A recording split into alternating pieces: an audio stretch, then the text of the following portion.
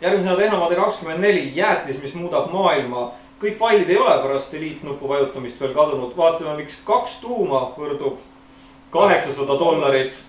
Aprill on peale naljakuu veel Playkuu ja Nexuse kuu. Okei. Heigo arvates on need pildid, mida tema fotoks teeb liiga suured. Ja vaatame, miks võileib võib muuta maailma.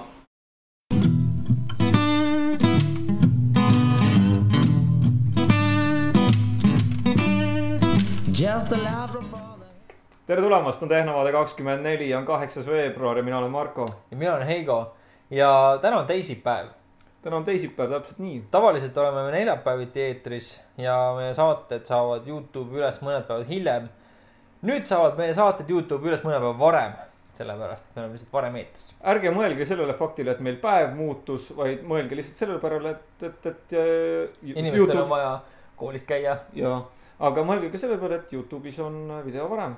Ja kes meiega juhuslikult äkki esimest korda täna kohtuvad, siis Tehnovaade on selline tore podcast, mida teeme meie kahekesti ja mis võtab kokku tehnoloogia põnevamad sõrmused viimase nädala jooksul. Täpselt nii ja üritame neid siis niimoodi tavainimesele söödavaks, huumori võtmes ja tavainimesele söödavaks teha. Just. Vaatame, mis meil see nädal siis plaanis. Aga kõik, ma usun, et loevad mingitel hetkedel sellist lahedat portaali nagu forte.ee ja leheküljel forte.ee on sellel nädalal uudiseks, mis mõttes nüüd siis, on uudiseks selline lahe asi, mis nüüd juhtus? Veerigele, jumala vana asi juhtus, aidake mind. Ühesõnaga see presi teeb vahepeal nalja ka.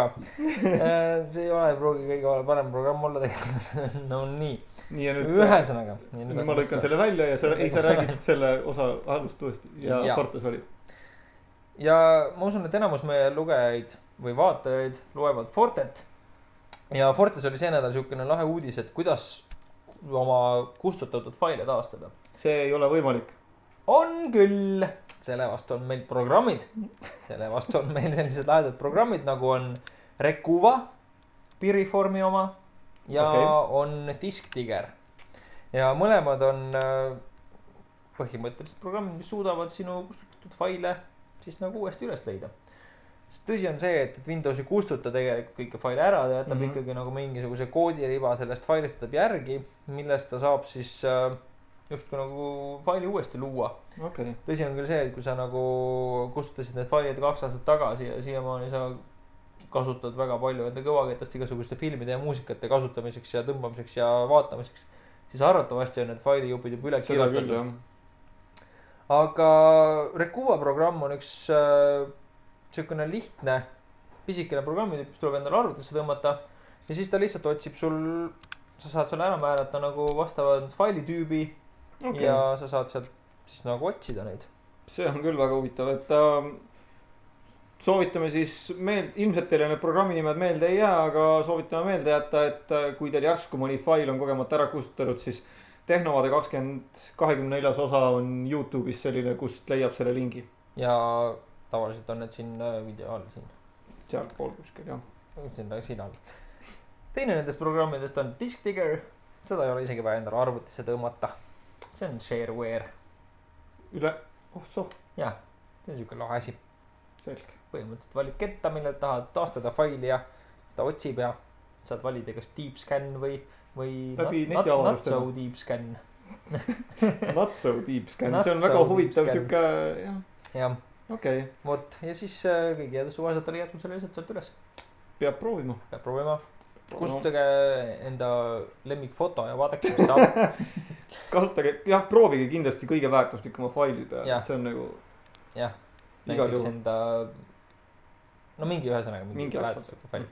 Jah, kuna me oleme rääkinud siin väga palju juba igasugustest tahvelarvutitest, tablettidest, nimeta kuidas tahad ja lapsed mitu nime. Täpselt. Siis lõpuks ometi on tulnud välja müügile meie lemmik tahvelarvuti. Vaat ma ei ole veel kindel, kas ta müügil on, aga... Hind on teada. Aga hind on teada, et kui me sellest CES-ist rääkisime mõningad saated tagasi, siis üks neist, mis peaks olema ka kõige esimene, mis välja tuleb, Motorola Zoom ja kirjutatakse X-iga. Nad tahavad olla hipsterid ja lahedad. Siis selle hakkab maksma $800.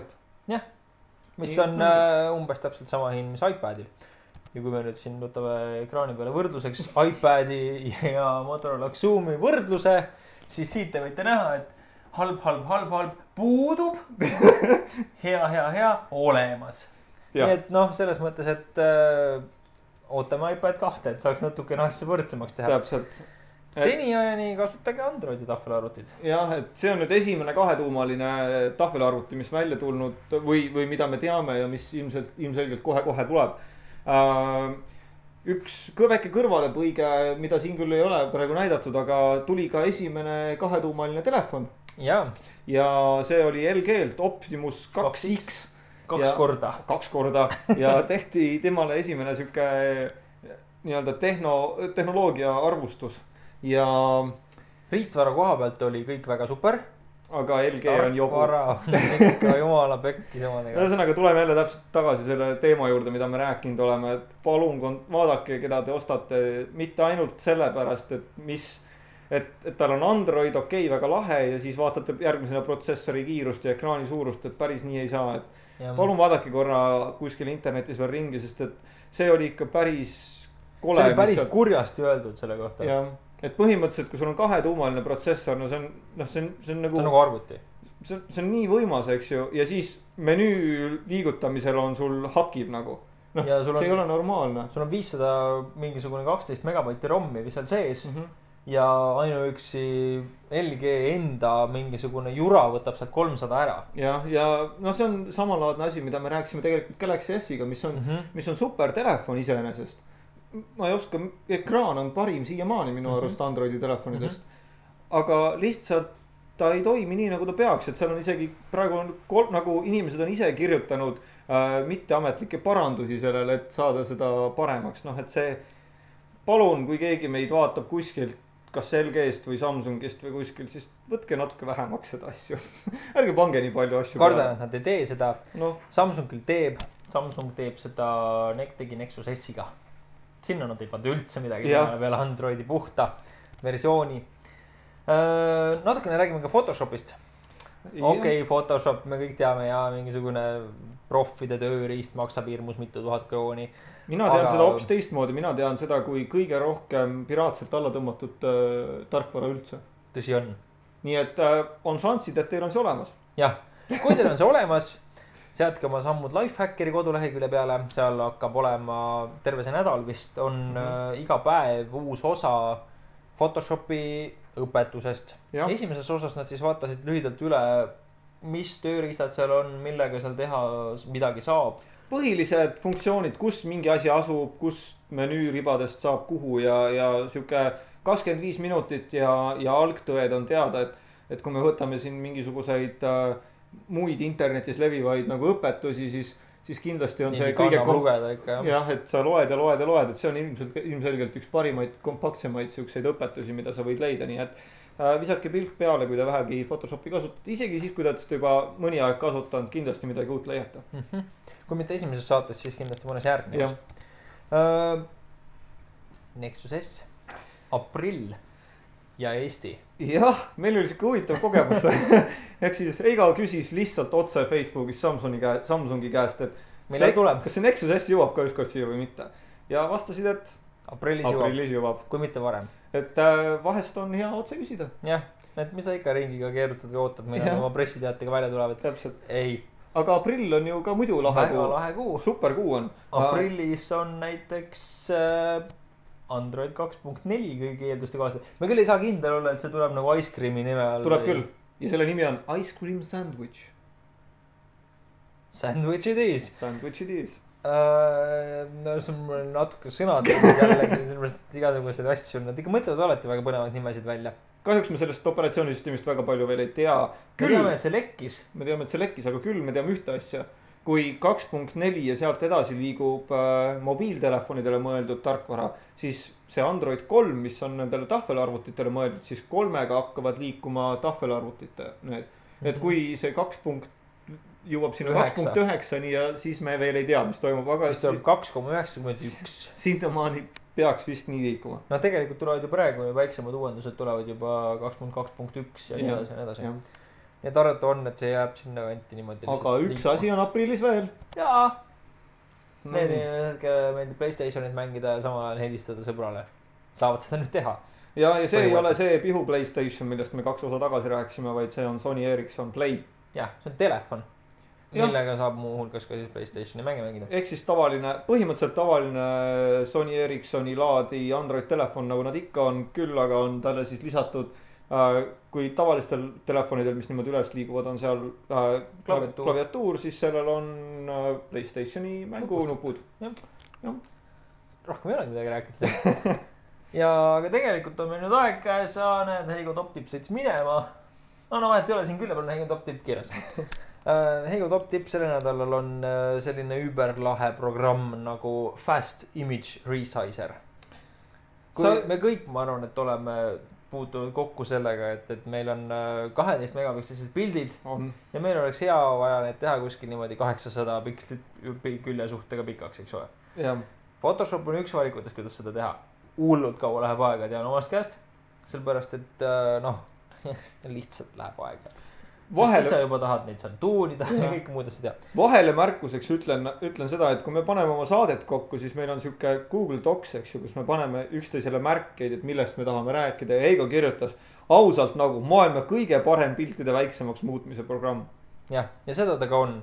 Ütleme siis niimoodi, et pildistatud sellise täiesti korraliku Canoni mingisuguse peegelkaameraga 20 pilti ja oli vaja saada pool tundi võtab vähemalt aega, ütlen mina. Võttis aega vähem kui minuti. Ja see on lihtsalt hullult kiire. Programmi raskus on 336 kilobaiti ja see ei võta teie arvutus absoluutselt ruumi. See on nii väike. Tegelikult on hästi palju väiksem see ake. Ei ole terve ekraan suur. Vot! Kas meil on veel või? Jälle selle, et Justin Bieber on pildil meil. Jaa, minu arvates paistab Justin Bieber ja see tähendab ainult ühte asja, ehk siis Best Buy. Ma võin selgitada natuke. Selgita palun. Ehk siis Ameerikas on siuke tore elektroonikakaupade kett, võrreldav suuruse mõttes mitte, aga idee poolest nagu Euronics.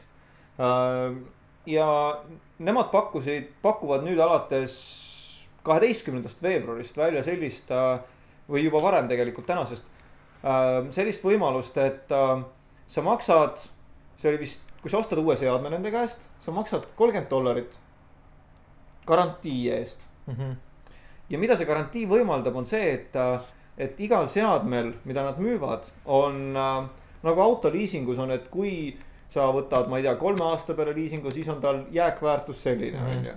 Ja samamoodi on kõigil tehnikakaupadel neil jääkväärtus ja selle garantiiga kohustuvad nemad ostma selle seadme sinult tagasi. Ehk siis mõned võrdlused olid, või näited, et ma ei tea, näiteks iPhone 4 ostad on ju sealt, siis aasta pärast on selle väärtus on 60% või 50% selle väärtus nagu ikka säilinud. Ja nemad, kui sa selle $30 maksad, siis nad peavad selle tagasi ostma ja see on mõeldud siis selle jaoks, et nemad, ärge saage valesti aru, nemad teenivad räigelt selle pealt. Aga mõte on nagu selles, et inimesed, kes tahavad pidevalt uut tehnoloogiat, siis see teeb neile nagu asja nagu lihtsamaks ja paremaks, et sa tead, et see ostetakse sult selle kindla väärtusega tagasi ja sa tead seda väärtust juba siis, kui sa selle telefoni või selle, mis ükskõik, mis seadme sa ostad. Et innustame kohalikke tehke järgi. Või sööge ära. Vähemalt 2 klienti oleks teil kohe olemas. Jah. Täpselt nii. Aga minu poolt on see korraks kõik. Minu poolt ka. Ja me oleme nagu ikka seal samas www.tehnovaade.eu. Seal on meie blogi, mida me eriti viimasel ajal täiendanud ei ole. Aga me teeme iga nädal saateid. Ja neid te leiate youtube.com/tehnovaade. Ja kõik jooksev info, jooksvad uudised kaasa arvatud, ärge neid unustage.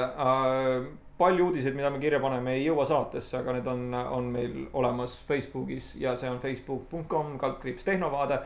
Twitteris oleme, twitter.com/tehnovaade. ja meie aadress tehnovaade@gmail.com. Selleks korras kõik. nägemisteni.